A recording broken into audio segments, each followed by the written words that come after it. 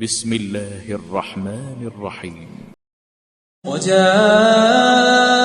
سيارة فأرسلوا واردهم فأدلى دلوه قال يا بشرى هذا غلام وأسروه بضاعة والله عليم بما يعملون وشروا بثمن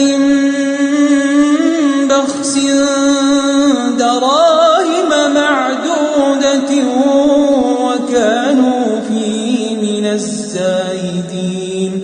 وقال الذي اشتراه من مصر لامرأته أكرمي مثواه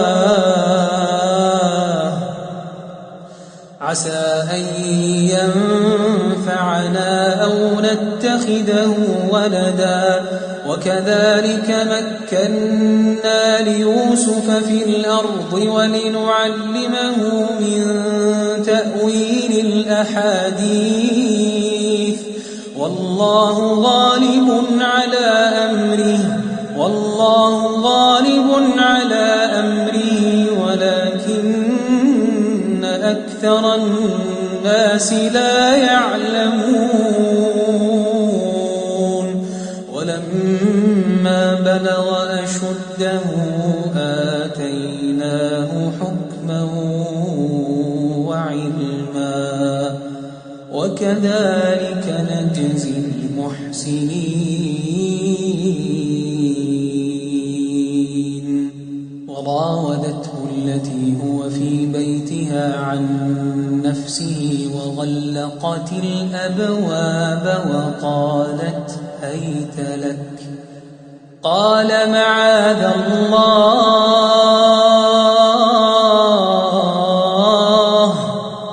إنه ربي أحسن مثواي إنه لا يفلح الظالمون.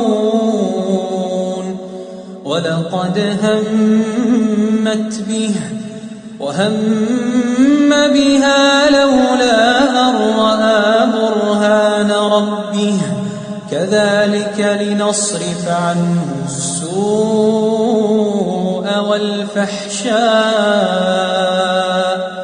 إنه من عبادنا المخلصين.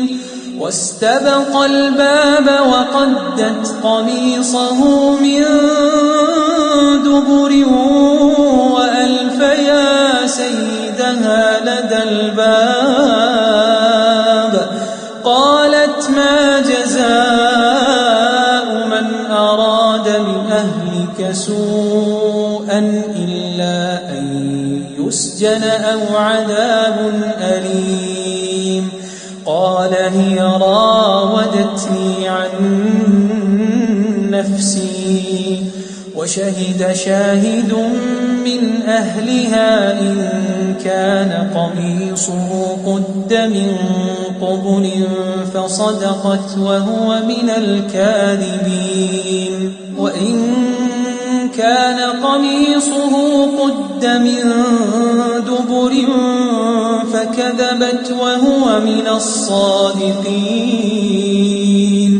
فلما رأى قميصه قد من دبر قال إنه من كيدكن إن كيدكن عظيم. يوسف أعرض عن هذا واستغفري لذنبك إنك كنت من الخاطئين.